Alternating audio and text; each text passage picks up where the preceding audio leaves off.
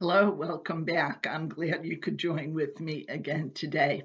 I've been doing a number of teachings about early Christian sects and other ancient religions right up through the medieval time, the Middle Ages. And if you found them of interest, I hope that you'll look at all of my videos and share them with your friends, subscribe to the channel, and give them a thumbs up if you like them. And I would appreciate your support as I offer these videos to the public. Learning about history is an important part of understanding how we came to be the way we are today. Well, the Paulicians are a dualistic Christian sect from the 7th century, and they began in Armenia. It isn't clear if they are called Paulicians after their devotion to the Apostle Paul or to a local saint, the Paul in their local area. They're considered a Gnostic movement in some respects. They are not only dualistic, but also adoptionist. And I'll explain a bit more about that in just a minute. The two groups that are considered influential in their doctrines were, first of all, the Marcionites, that early Christian sect that followed Marcion, and the 3rd century Manichaean group that was founded by the prophet Mani. Well, the fundamental doctrine, the dualism, is that there are two principles: the good God, the good principle, who is the ruler of the world to come, we might say the spiritual world, and an evil God who created this world and rules our world today.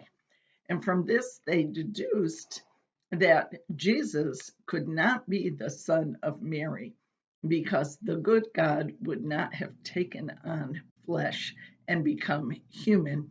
Humans were considered the human body of the material world, considered having been made by the evil God. They honored the Gospels, but especially the Gospel of Luke, the writings of Paul. They rejected the writings of Peter, also the Old Testament, or as Christians called it, or the the Hebrew scriptures. And they also rejected the sacraments, the worship style, and the hierarchy of the established church. They may have been influenced also by the iconoclasts that consisted of those who were against image worship. The idea of adoptionism is the doctrine that Jesus was not born as a deity, but was adopted by God, the good God, at his baptism, where he was given the Spirit of God, and a voice from heaven said, "This is my Son, with whom I am pleased." And so, as adoptionists, they would not have believed in the virgin birth. And they also rejected the term Theotokos, which was adapted by Christians previous to their time, which meant that Mary was the mother of God. They rejected all forms of veneration or worship of Mary. Now, a bit more about their history. The Paulician sect was founded by a man named Constantine, and he also, in his admiration of Paul, adopted the second name Silvanus, who was one of Paul's companions. He was a student of the Christian doctrines and also the previous dualistic doctrines. And he combined those together in an attempt to restore the original kind of Christianity, very opposed to the formalism and the hierarchy of the church as it had become. He established his first church about the year 660 of the Common Era. 27 years afterwards, he was stoned to death. Now, Simeon was the court official who executed the order for his stoning, but he actually became a convert, and he adopted the name Titus and became Constantine's successor. Titus was also one of St. Paul's companions. He was burned to death in the year 690 CE. It seems that wherever the Paulician religion spread, it resulted in both religious and sometimes military rebellion. These people were not afraid to fight. And because of that, they were consistently persecuted by both the government and by the church. Sometimes they were displaced and sent to areas where the government could use them to help in protecting the borders of their countries from invaders. Well, in the 9th century, it seems that there was a revival in the Paulician group, and it expanded into Asia Minor under a man named Sergius, who made it strong enough to withstand this persecution and an actual massacre that had been instigated by the Emperor Michael I and his Empress Theodora. The number and the power of the Paulicians was greatest in the 3rd quarter of the 9th century. But then an expedition sent by Basil I in 872 broke their military power. Now, some survived in Asia at least until the time of the Crusades. They were found to be there as the Crusaders went through different areas of the Byzantine Empire on their way to Jerusalem. After the 9th century, their importance lay chiefly in Thrace, where many Paulicians had been forcibly located to serve as a frontier force against the Bulgarians. With time, most Paulicians were absorbed into other religious groups, those groups being the Orthodox Church, the Muslims, and the Roman Catholic groups. Well, the practices of the Paulicians and their doctrines were disseminated among Macedonians, Bulgarians, and Greeks, especially in the peasant class.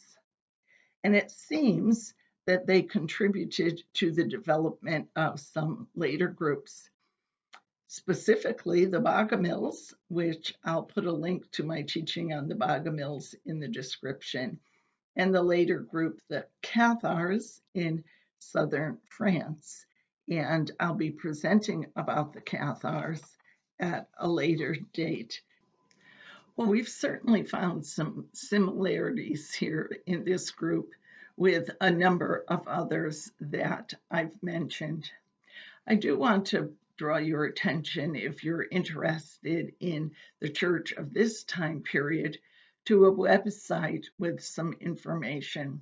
It is medievalchurch.org.uk. and it covers a number of these groups that we've mentioned and similar ones from that time period. Well, I've said a little bit about their doctrines. Let me just review a bit before we end today. And that is that just like many of the other groups, we don't know much about the Paulicians except from the writings of their critics and those people who attacked them. And as I've mentioned before, getting information from your opponent is certainly not reliable.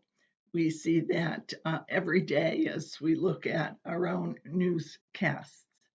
But we do know a few things from fragments of Sergius's letters. Remember, I mentioned he was one of the more powerful leaders of the Paulicians.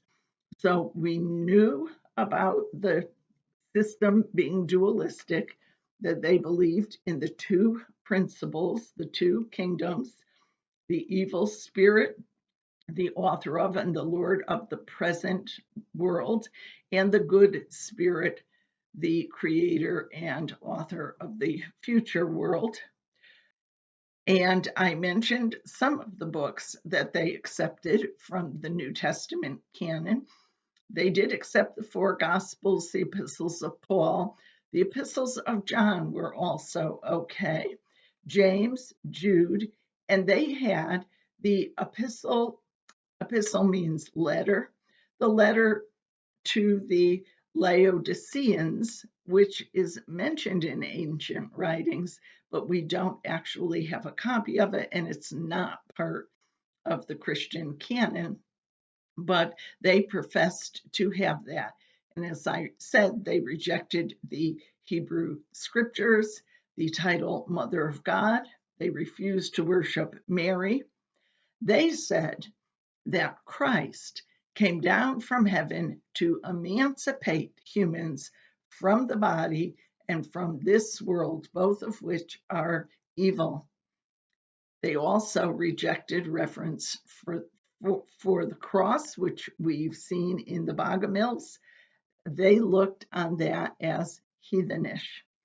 And the outward administration of the sacraments, such as the Lord's Supper and baptism, they also rejected. They said that Christ is our baptism. Being in Christ, being a follower of Christ, is your baptism. They called their places of worship places of prayer. And basically, they were just rooms set aside in people's homes.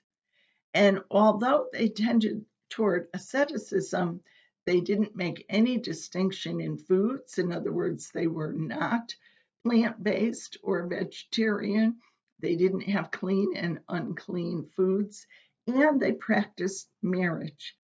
And we'll see in some of the other groups, celibacy became quite important. So I hope this information about the Paulicians shines a light on them for you. I'm going to end with a map that just shows the different groups and where they were located for the most part, and they will be the Bogomils, the Paulicians, and the Waldensians, another important group that I'll be talking with you soon. So I hope to upload again next week, next Saturday, and I look forward to meeting with you again then. Have a good week, and I'll see you soon.